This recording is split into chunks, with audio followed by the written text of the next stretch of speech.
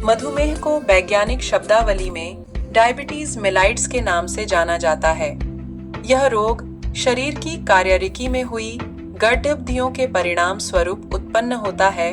Pancreas में स्थित विशेष Langerhans द्वीपिकाओं द्वारा एक विशिष्ट हार्मोन इंसुलिन का पर्याप्त मात्रा में निर्माण न कर पाने के कारण होता है। शरीर में पैनक्रियास जब इंसुलिन का उत्पादन बंद कर देता है तो व्यक्ति के शरीर में ग्लूकोज की मात्रा बढ़ने लगती है और वो डायबिटीज का शिकार हो जाता है। शुगर का रोगी होना किसी भी व्यक्ति के लिए बहुत ही कष्टमय हो जाता है। लोग शुगर लेवल को कम करने या मेंटेन करने के लिए तरह तरह के नुस्खे आजमाते हैं और महंगी दवाइयाँ भी लेते हैं, लेकिन फिर भी कोई खास अंतर नहीं देखा जाता है। शुगर के रोगी अगर अपनी दिनचर्या में कुछ बदलाव कर योग अपनाएं तो इसे नियंत्रित कर सकते हैं। आज हम कुछ ऐसे ही योगासन के बारे में बता रहे हैं जिन्हें डायबिटीज रोगियों के लिए वरदान माना जाता है। आसन की विधि दोनों घुटने सामने से मिले हों, पैर की एड़ियां बाहर की और पंजे अंदर की ओर हों। बाएं पैर के अंगूठे के आसपास में दाएं पैर का अंगूठा, दोनों हाथ घुटनों के ऊपर। इस आसन में घुटनों को मोड़कर इस तरह से बैठते हैं कि नितंब दोनों एड़ियों के बीच में आ जाएं। दोनों पैरों के अंगूठे आपस में मिले रहें और एड़ियों में अंतर भी बना रहे। मत्स्यासन करने की प्रक्रिया कमर के बल लेट जाए और अपने हाथों और पैरों को शरीर के साथ जोड़ लें। हाथों को कूल्हों के नीचे रखें, हथेलियां जमीन पर रखें। अपनी कोहनियों को एक साथ जोड़ लें। सांस अंदर लेते हुए छाती व सर को उठाएं।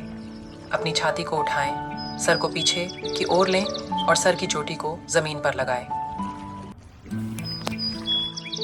हलासन परिसंचरण को बढ़ावा देता है, रक्तचाप में सुधार करता है और रक्त शर्करा के स्तर को कम करता है, जो मधुमेह प्रबंधन के लिए सहायक है।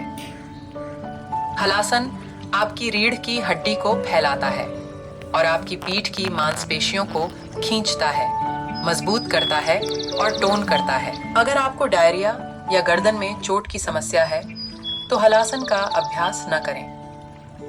अगर आप हाई बीपी या अस्थमा के मरीज हैं तो ये आसन न करें।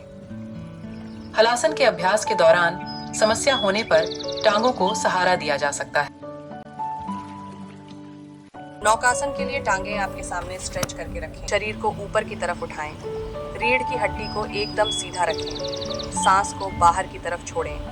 पैरों को फर्श से 45 डिग्री के कोण पर उठाएं। टेलबोन को बढ़ाएं और हिप्स को नाभि के करीब ले आएं।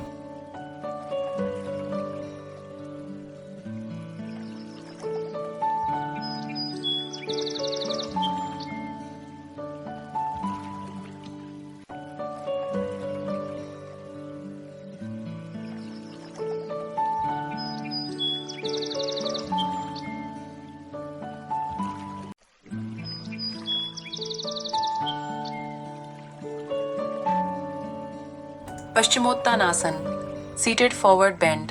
मैट पर बाहर की तरफ सीधी टांगें करके बैठ जाएं।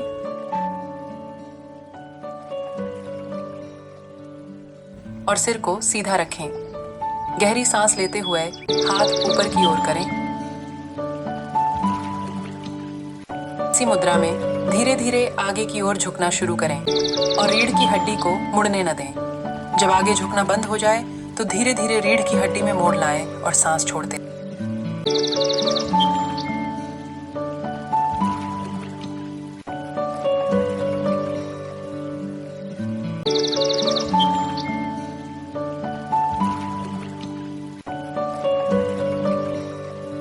भुजंगासन की मुद्रा देखते हुए इसे कोबरा मुद्रा या कोबरा पोज भी कहते हैं। इस आसन को करने से पहले रीढ़ की हड्डी को तैयार करना पड़ता है, जिससे भुजंगासन करते समय अचानक से रीढ़ की हड्डी पर जोर ना पड़े। कोबरा पोज करने की शुरुआत करें और हाथों को शरीर के ऊपरी हिस्से को ऊपर की तरफ उठाएं और ऊपर की ओर देखने की ही कोशिश करें। इस पोजीशन को कुछ देर होल्ड करने के बाद पहले वाली पोजीशन में आ जाएं। भुजंगासन करते समय गहरी सांस लेते रहें और फिर धीरे धीरे सांस छोड़ें। शुरुआती दौर में 30 सेकंड तक ही आपको भुजंगासन करना होगा। धीरे धीरे आप समयावधि 1 मिनट तक बढ़ा सकते हैं।